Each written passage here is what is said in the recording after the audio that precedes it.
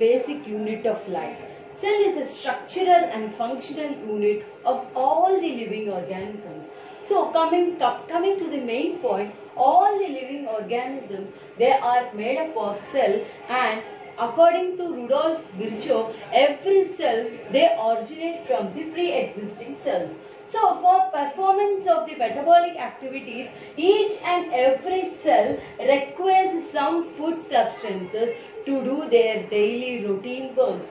Right? So coming to the functions of the cell undergoes repairing, growth and various other actions which are able to synthesize our day-to-day activities, and they are supporting the metabolism which is happening in our body. So variety of food substances is required by different types of cells to perform its functions, right from the simple to complex organisms. So if we are managing about the species, right from the unicellular organisms like bacterial cell, amoeba, algae, fungi, then coming to plants and coming to the higher animals like elephants, we are packed with plenty, millions and millions of cells.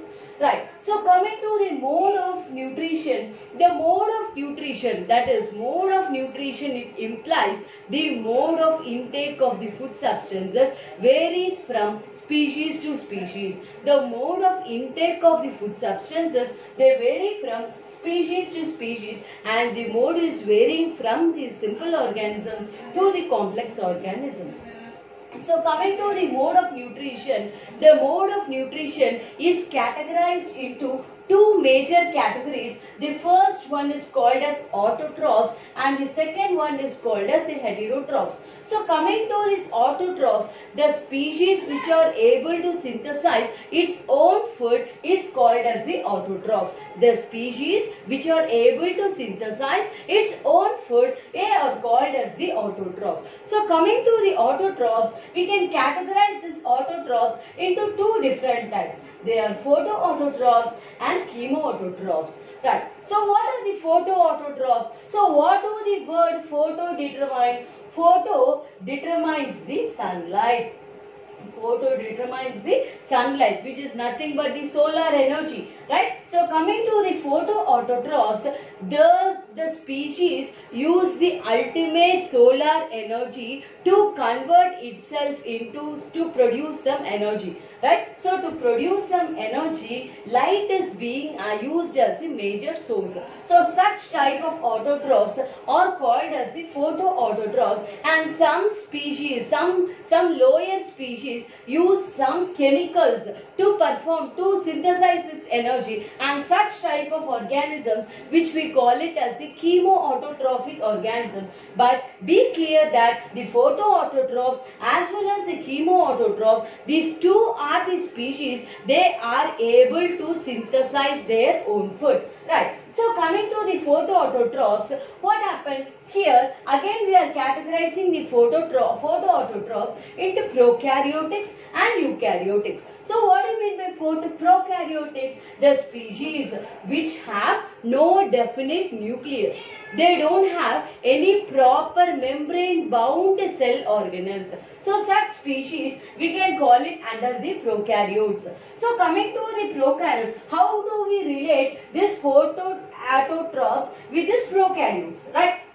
So here, if you are taking the example of bacteria, listen carefully, if you are taking the example of bacteria, the bacteria consists of a pigment called as bacterial chlorophyll, which traps the energy from the sunlight, which traps the light energy from the sunlight. But here, the thing is, they are not able to synthesize oxygen. So why hence they are called as anoxygenic. So what do you mean by the term anoxygenic? Let us come back. So coming to the eukaryotic species, we can say we can introduce the higher organisms. We can introduce the higher organisms. So coming to the plants prepare their own food by the process called as photosynthesis.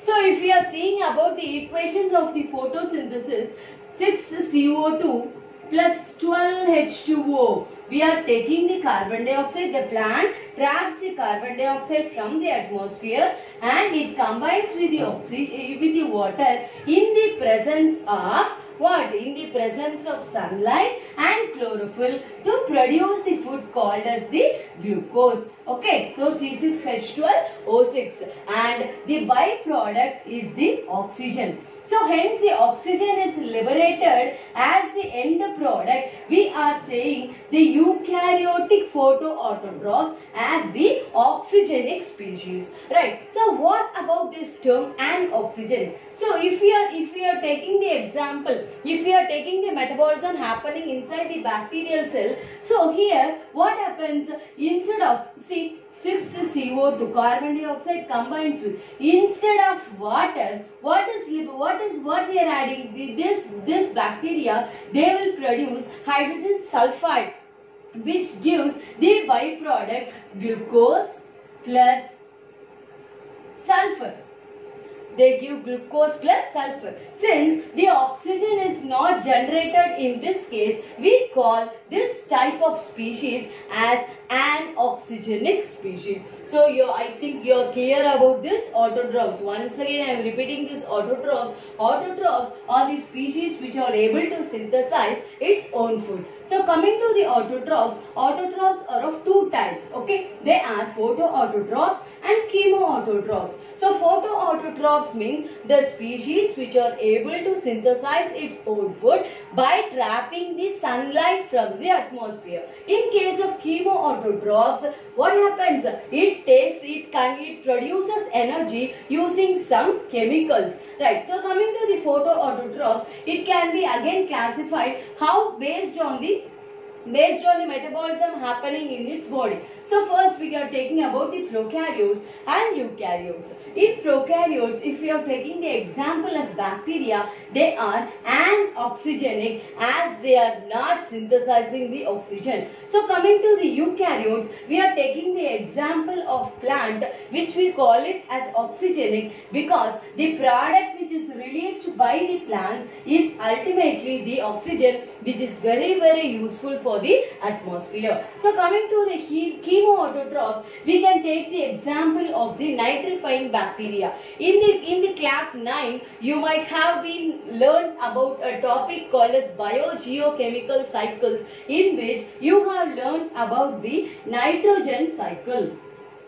Okay, so in nitrogen cycle, what happens? The free nitrogen is converted into nitrates and nitrites, and those are being utilized by the plants to acquire the energy. So since the energy is being trapped from a chemical, we can say this type of autotrophs are called as the chemoautotrophs. Okay, the ability to synthesize its own energy by the means of a chemical substances. We can call it as chemoautotrophs. Right. So coming to the next part, which is next mode of nutrition, which is called as the heterotrophs. So coming to the heterotrophs, we can take the example of the saprophytic mode of nutrition. So in saprophyte, we can take these are the species which feeds on the dead and decayed matter. We can take the Clostridium as an example. So coming to the symbiotic, next mode of